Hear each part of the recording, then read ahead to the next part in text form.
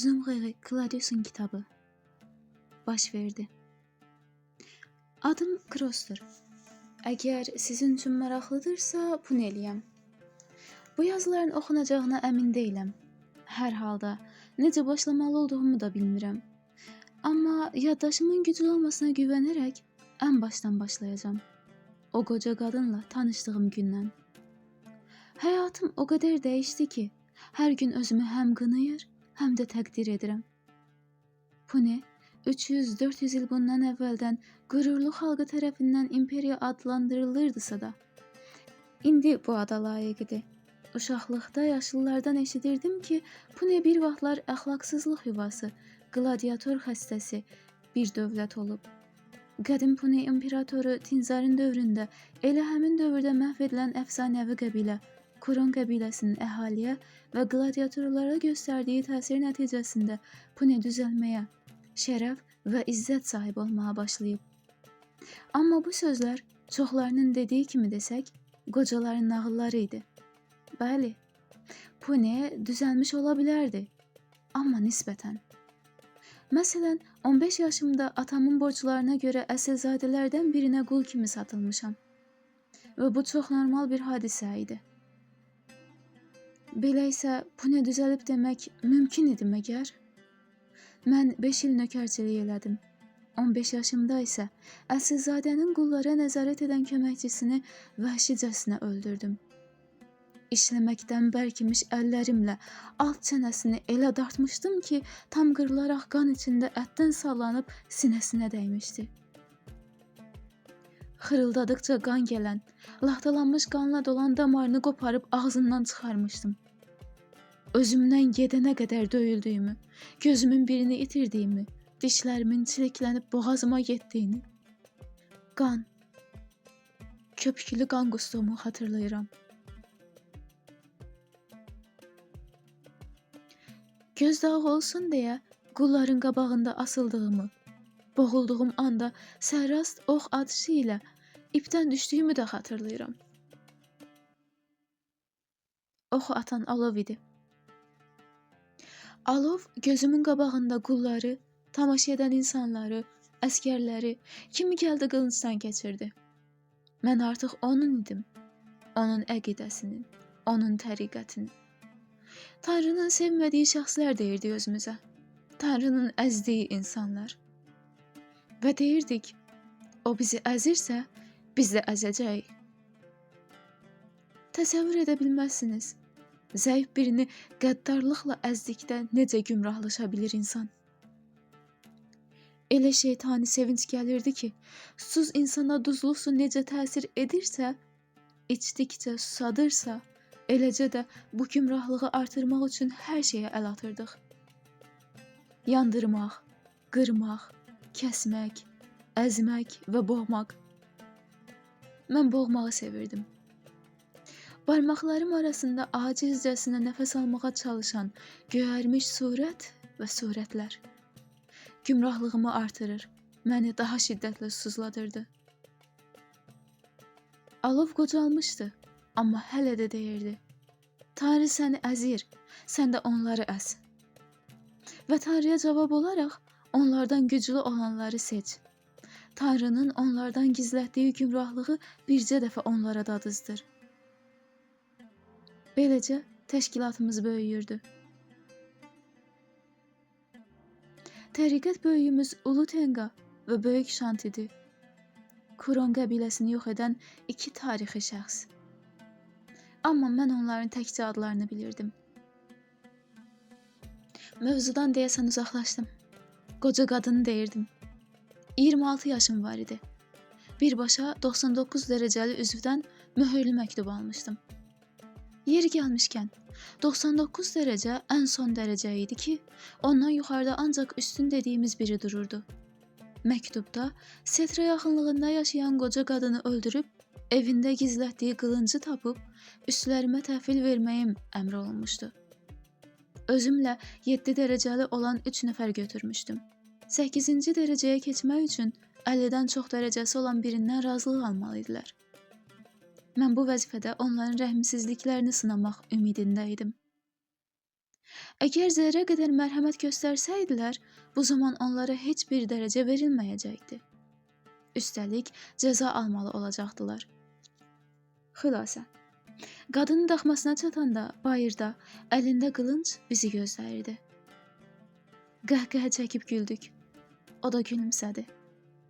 Sonra dedi, mən də sizi gözləyirdim. Əvvəlcə 8 olmaq istəyənlər gəlsin. 7 dərəcəlilərdən biri gülə-gülə qılıncını çəkdi. Amma mən duruxmuşdum. Yanımdakilərin dərəcəsini bilirdisə, deməli, əhəmiyyətli biri idi. İldırım kimi vurulan zərbə gözümü qamaşdırdı və yoldaşımın başı diyirlənib yanıma düşdü.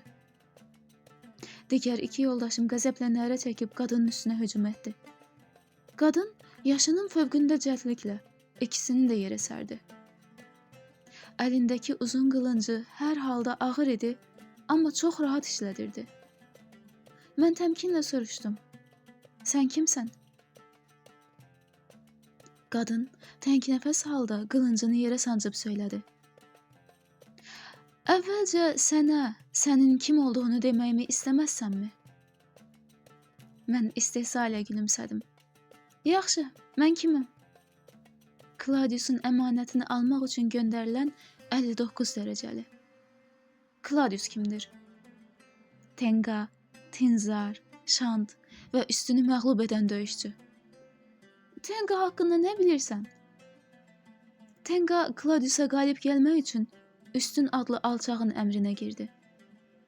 Üstün hazırda yaşayır, Tenqa isə Kron qəbiləsinin var olduğu zamanlarda yaşayıb. Üstün möhlət verilənlərdəndir. Claudius da yaşayır? Ruhlar ölməzlər. Bəziləri ona görə ölmür ki, heç vaxt yaşamayıb. Yaşamayan ölə bilməz. Bəziləri də o qədər ucalır ki, ölüm onlara yetişə bilmir. Claudius ucalan ruhlardandır. Mənə səni öldürməyə əmr olunub. Mənə də sən gələndə əmanəti sənə vermək. Nə əmanət? Claudius'un əmanəti. Vədə olunanlar tək-tək gerçəkləşir. Nəsillər boyu danışılanlar, vədə olunanlar gerçəkləşir. Bunları deyərkən səmaya baxırdı və qaşlarını çatmışdı. Sanki heyranlıq duyurdu. Birazdan səni öldürəcəm.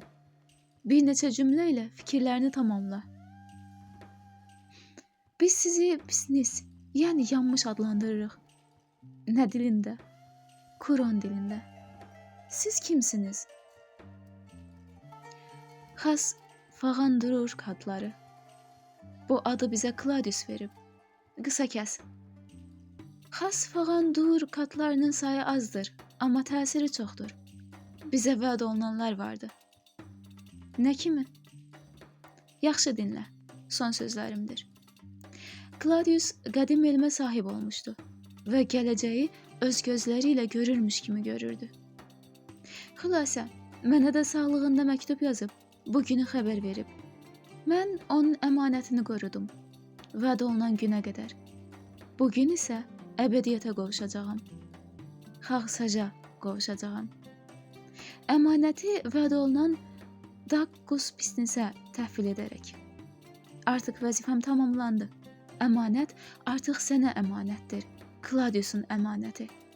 Son gücümü bu 3 pisnisə saxlamışdım. Əmanət sənindir. Bunu deyib qılıncı yerə daha bərk sancdı. Mən bunun hiylə olduğunu və ani həmlə edəcəyini fikirləşdim. Qılıncımı sinəsinə sancmaq üçün qaldırdım. Zərbəmi qarşılayacağını gözləyirdim, amma qılıncım axıra kimi sinəsinə saplandı.